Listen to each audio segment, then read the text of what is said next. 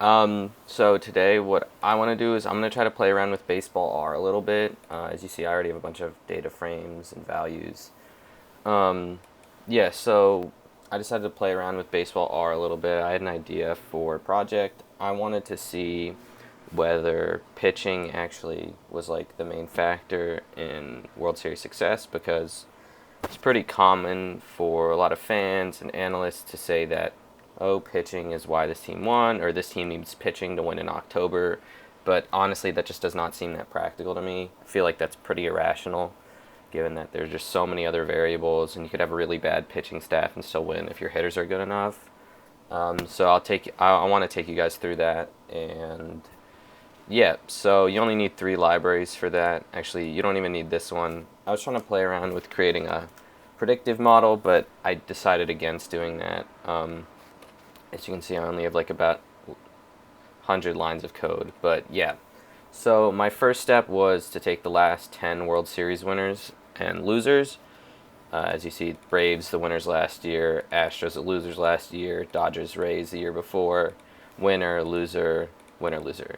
You get it. So as you can see, I have all these data frames: Astros 2017, Astros 19, one observation of 2 variables.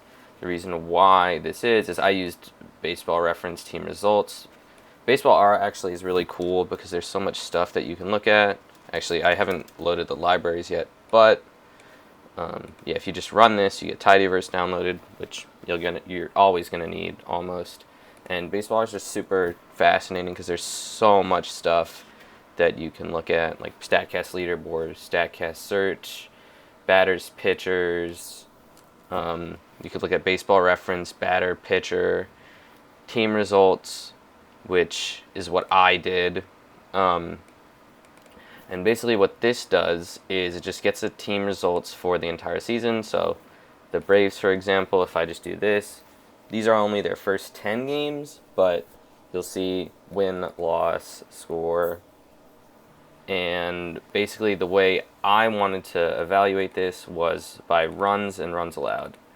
I wanted to compare runs scored for the team and runs allowed for the team. So I used this summarize function to find the mean runs allowed and the mean runs, and I just called it R per game, RA per game for runs allowed and runs, and I just repeated it for every single winner. I'll just show you how it works for a second. I guess I could remove Braves 21.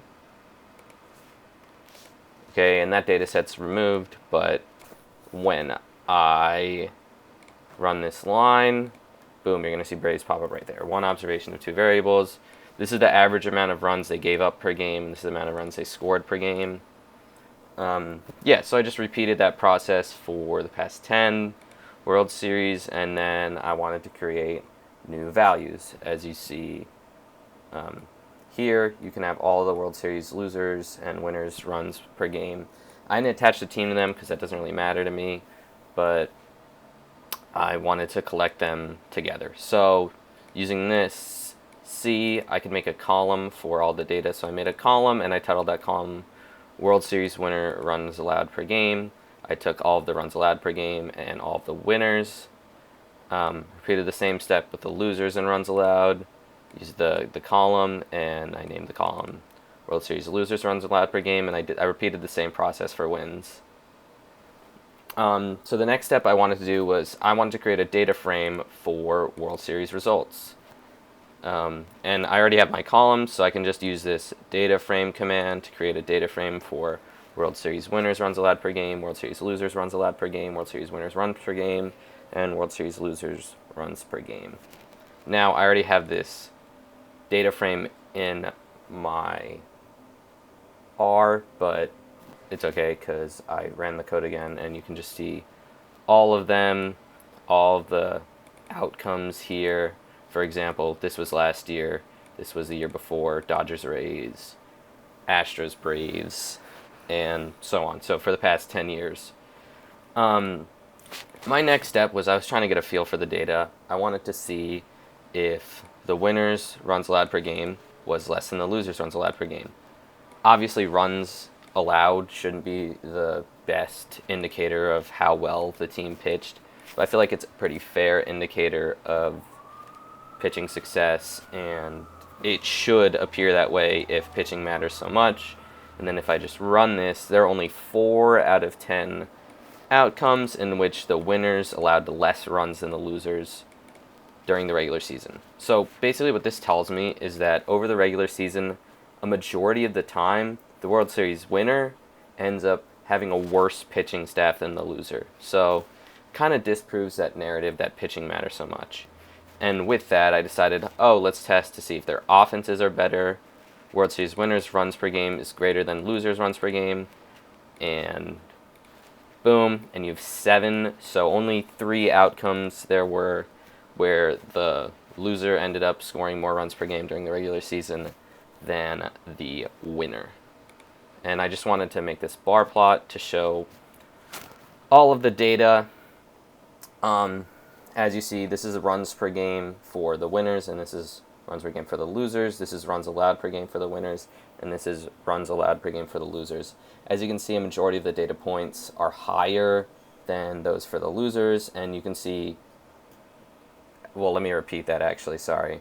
You can see that here they tend to give up more runs per game than they do for the losers, so clearly the losers tend to have better pitching based on runs allowed, and the winners tend to actually score more runs as well, more runs than the losers, so hitting should be factored in a lot more. Now, the next step I wanted to take was to take the mean of runs and runs allowed per game, the mean of all of these, so the mean might be around here for loser runs allowed per game, the mean might be around here for winner runs allowed per game, and so on. And I just wanted to create data frames for all of them in general, and I just wanted to call them that. Yeah, so if I already have these ran, boom, boom, boom, boom, and then I wanted to test this World Series winner average runs per game minus the loser runs per game, and I wanted to see if the residual was bigger for runs than for runs allowed, and as you can see, it's about 0.24, so that's something to take note of. And then boom, runs allowed. The funny thing is the winner tends to give up more runs allowed during the regular season than the loser on average, so the real residual is negative 0.08, which is a lot smaller than 0.24. So I think that's just really important to note. Yeah, and I also just wanted to end up plotting this data. I don't have that data frame in right now, I don't think, but I can just show you guys how I would do it. I titled it WS Run Averages. Sorry, use this arrow, and I think I used all of these, so all I would need to do is use this data.frame function, and then I'd just be able to type in WS loser, and it'll pop up, but WS loser average runs per game. And I'd like to keep the numbers close together, so I'd probably also include the World Series winner average runs allowed per game, and then I just do the same thing for runs, average runs per game, and then WS winner average runs per game.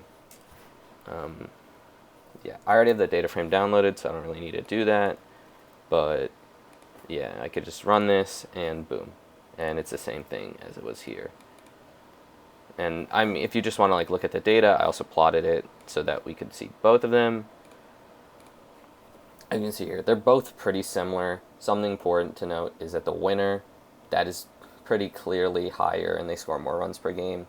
But if you can also see, the loser does slightly tend to give up less runs per game than the winner. As you can also see, it's almost 4 here, and this is about 3.9.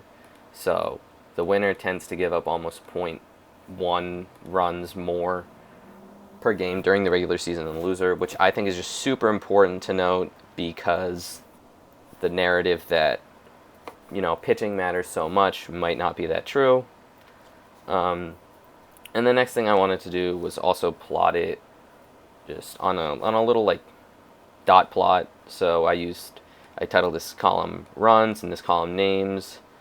I titled these all new things for my data type. So loser runs per game is for that, winner runs per game for that number. And yeah, once I ran these, you can see just that you have these numbers and those. And I just wanted to create this names column so that they could align up together.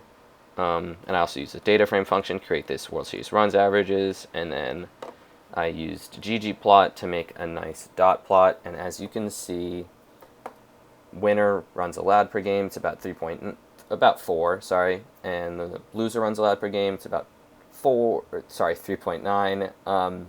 Yeah, but the main thing is that this number is clearly larger than that. So the winner tends to give up more runs on average during the regular season.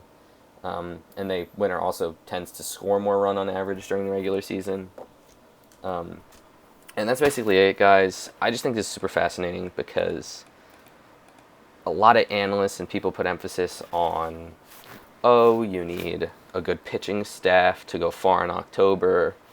And I just don't really agree with that narrative. I think it's kind of baseless when you don't really have that much evidence for it. And I honestly think that offense matters more. Sorry, this does not need to be there.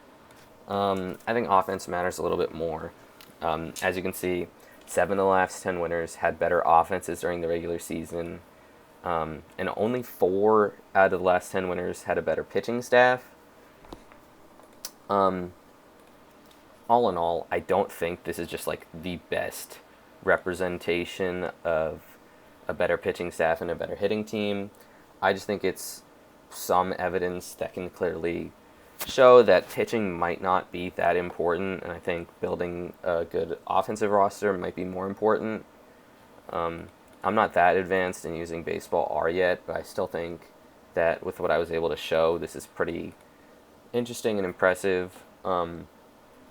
Yeah, that's all I have to say. Thanks for watching. Please show support. Please subscribe. Please share this. I really appreciate it. Yeah, I think this just provides some pretty good insights. And yeah, take care.